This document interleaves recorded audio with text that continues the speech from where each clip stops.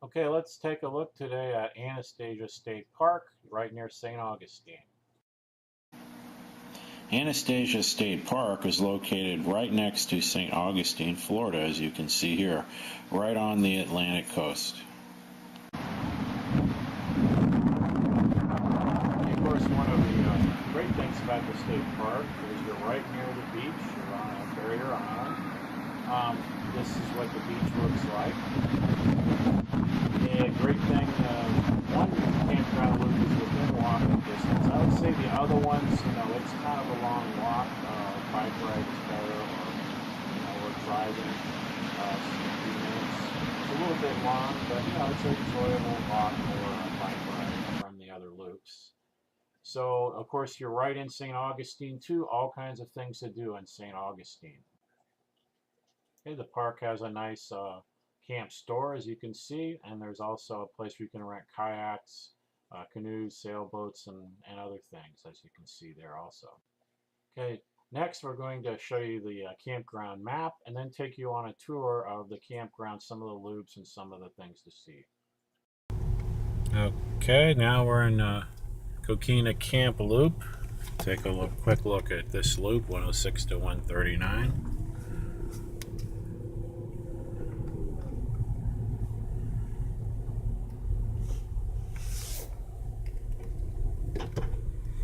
This loop has somewhat smaller campsites, I would say, than the other loops. The big advantage is it's closer to the beach, a lot closer. The sites are a little closer to the road than they are in the other loops, I've noticed.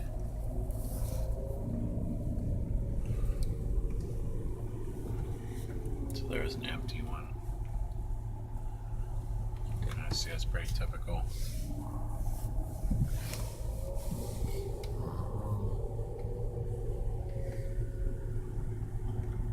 It's 117. Pretty typical. Mixture of large RVs and tents and small RVs in this loop. There's some nice sites. I mean, they're a little more close together than the other loops. A lot of them, and like I said, the sites are a little closer to the road. They're not as far back.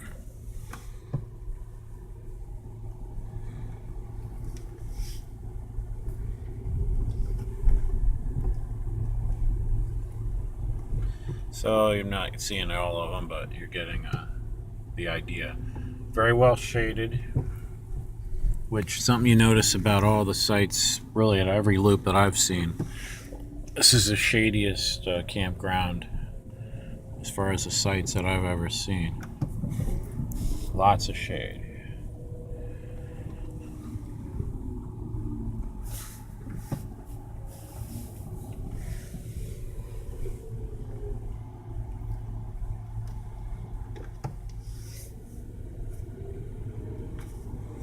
There's a little playground on this loop. 133 is handicap accessible, right next to the bathrooms. 134. 135 is empty.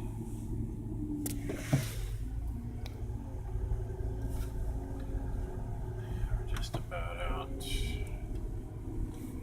And then there's a last one here on the left, 139. And that's this loop. Okay, we're driving just past the campground. See on the left there's a picnic area as you're heading towards the beach. And big parking area. You can see the dunes at the beach. So lots of parking. And up here is another picnic area with a playground and a camp store.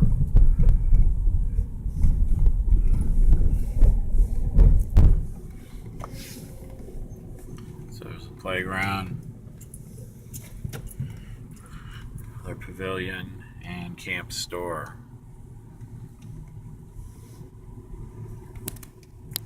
Okay, up here's area of one of the kayak launches and fishing. You can fish. There's also a fish cleaning station over to the left. You just can't see it. It's behind that canopy. And then up here, just a little bit ways, I'm going back towards the entrance of the park. This area where you can rent kayaks. So they have kayak rentals here, picnic tables, and other various things.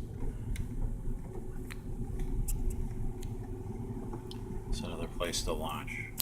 Okay, we'll take a look at this loop, the Sea Bean Camp Loop, the first one on this other area.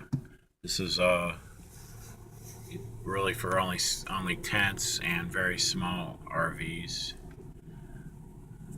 So you see it's very secluded. There's a side loop over here. Sites 1 to 6. I'm not going to go down that one, but they're all tent sites. It's all for tents. So we'll get a peek at it as we go past 7 here. So there's site 8. That one's not occupied. That gives you a pretty good look.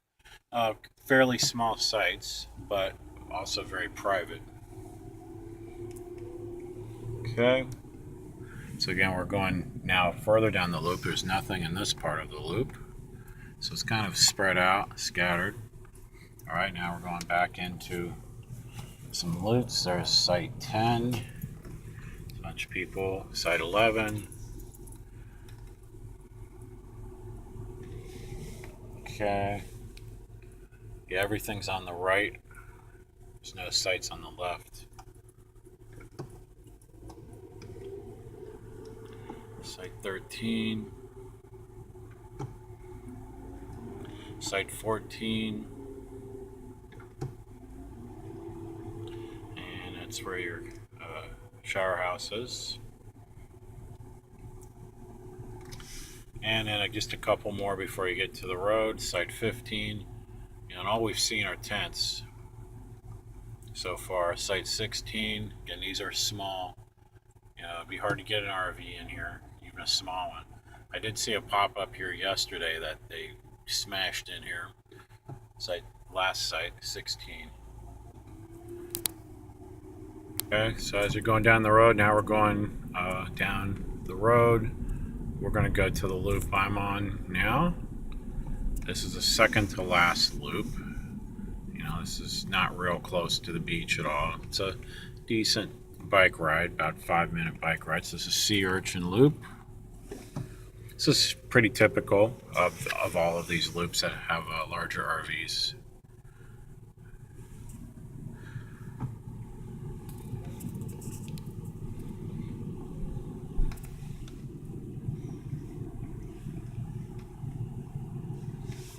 Okay, 71, 72, 74, 73 and 74, 75, this is mine right here. This is where we're at. 76. So they're somewhat narrow. At least they go farther back than some of the other ones, like the tent sites or the first loop we showed you. So they're decent size. Anastasia doesn't have the widest sites I've ever seen, but they're not bad. They're certainly fine. Okay, so now we're at 81, 82, 83, and like everything, 84 goes way back. That's an unusual site there, which is nice. It's a lot of privacy. 85, 86. That's kind of narrow. That's really a narrow site. 86. And 87 and 88. And then right next to that is the shower house. And then there's a couple more sites just past that. The middle section, there are no sites. They're all on the outside. And last one, number 90. This is 90. It's a fairly wide site. It doesn't go too far back though. And that's it. So in conclusion, St. Augustine and Anastasia State Park is a beautiful place to camp. A lot of things to do, both outdoor and touristy, taking tours, all kinds of things to do in St. Augustine. I highly recommend it.